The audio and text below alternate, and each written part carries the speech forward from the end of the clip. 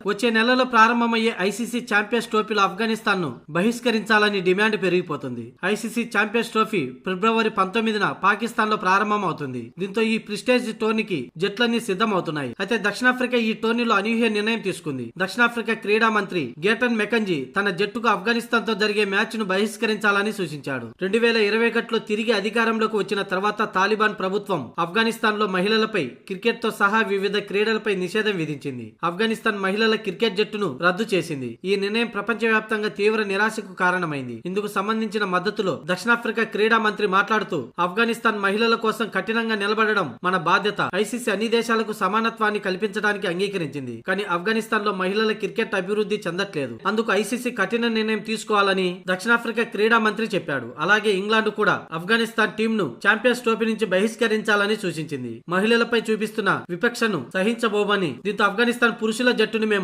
బహిష్కరిస్తామంటూ ముందుగానే ప్రకటించింది. కాగా ఐసీసీ ఛాంపియన్స్ ట్రోఫీలో దక్షిణాఫ్రికా జట్టు ఫిబ్రవరి 21న కరాచీలో ఆఫ్ఘనిస్తాన్ తో గ్రూప్ బి మ్యాచ్ లో తలపడనుంది. అలాగే ఈ గ్రూప్ లో ఇంగ్లాండ్ మరియు ఆస్ట్రేలియా జట్లు కూడా ఉన్నాయి. ఈ బహిష్కరణ నిర్ణయం ఈ 3 జట్లు సిద్ధంగా ఉన్నట్లు తెలుస్తుంది. ఒకవేళ ఇదే జరిగితే ఛాంపియన్స్ ట్రోఫీ గందరగోళానికి గురయ్యే అవకాశం ఉంది.